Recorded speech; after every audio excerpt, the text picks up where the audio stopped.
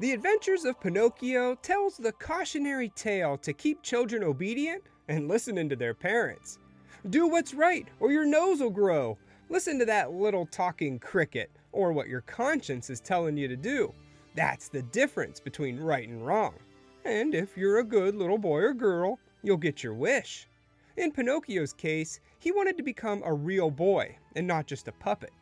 After movies like Child's Play, it was only a matter of time before we saw a horror Pinocchio movie.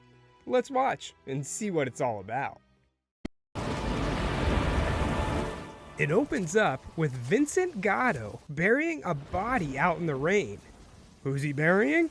Well, you would assume it's Pinocchio. The cops catch up to him, expecting to see that he's just digging a hole for a puppet. But no, that's not the case. Although, yeah, Pinocchio's in there too. Vincent's also burying his son. Present day, we meet Jennifer Garrick, an attorney who's been working on Gatto's case. He's been given the death sentence for murdering a total of 3 people, his son and 2 others. But there's no proof that he actually killed the other 2 people. Jennifer's trying to reduce his sentence, but that doesn't work. Even so, she can tell that Vincent didn't do it, and he's covering up for someone.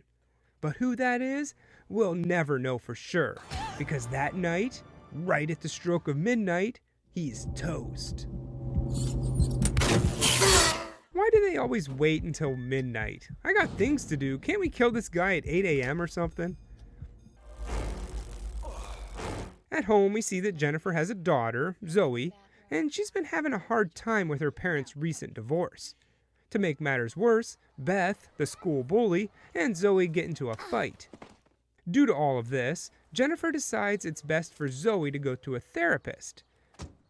Don't you think we should talk about it? No. Working a full-time job and being a single mother, Jennifer has her hands full, so she's hired Sophia to help out around the house. She informs Jen that the doll she ordered for Zoe's birthday isn't going to be here on time, so something else will have to take its place.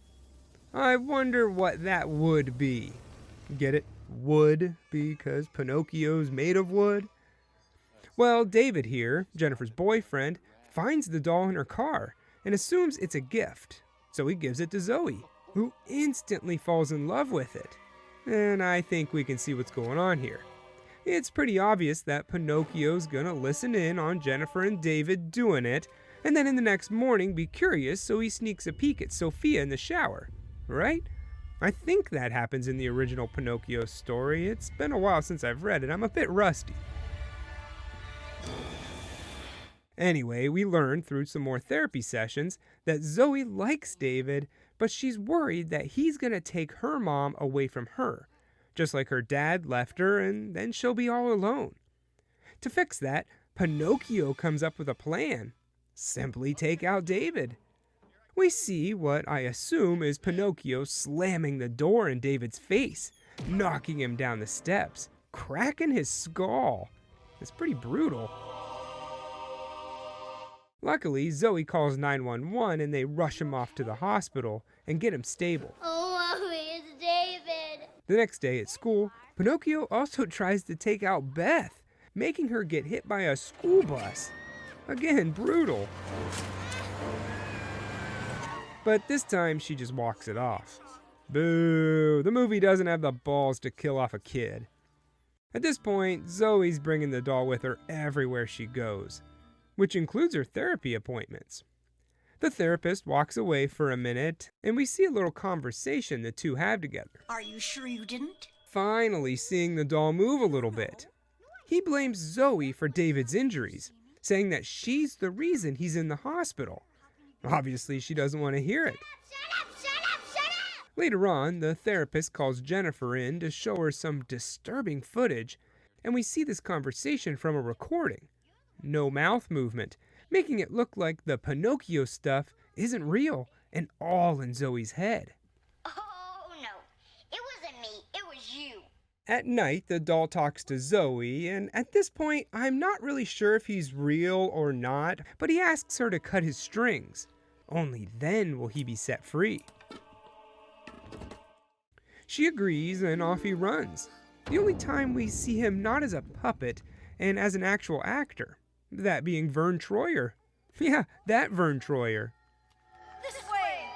He heads to the hospital and pulls the plug on David. How he made it past all the doctors and nurses is anyone's guess. But now David's dead. After hearing the news, Jennifer starts to put two and two together, remembering that her client, Gatto, took the fall for killing those two people. Who was he protecting? Well, just like she's gonna protect her own daughter, Gatto was protecting his son. Pinocchio must have worked with his son to kill some people. Eventually, Gatto accidentally killed his boy and then covered it all up, knowing that the world wouldn't believe his alibi. A puppet did it. But now, Jennifer has to stop it before it's too late. Back at her house, Sophia's taken out, and it goes after Jennifer next. There's a bit of back and forth. He attacks like Chucky. I mean, they could probably sue. You stupid But eventually, she gets her hands on him and tosses him through the coffee table. Only for us to see that it's actually Zoe laying under a pile of glass. In the end, Zoe's nuts and she gets committed. But at least Jennifer believes her daughter. And that was Pinocchio's revenge. I'm a little confused on what his revenge was. From what I saw, he's just a mischievous puppet, if he's even real at all. It should have been called Hot Attorney Has Sex While Doll Listens In. Actually, I'm pretty sure I saw that video somewhere else. But seriously, Jennifer's smoking in that 90s mom kind of way. The movie has some cool ideas, I'll give it that. There's a neat trick of the light where a car drives by, and you can see Pinocchio's nose grow. And another part where it looks like Zoe's about to get hit by a car, but it ends up just being motorcycles. I am a little concerned as to why they didn't stop and help out a girl in the middle of the road at night. But okay, it looked cool. I like Zoe, she's a cute kid, but the biggest letdown for me is the direction they chose to take. I actually don't think Pinocchio's real, or maybe at best it's a demon possessing the doll, but I don't think it can walk and talk. I think that's all in Zoe's head.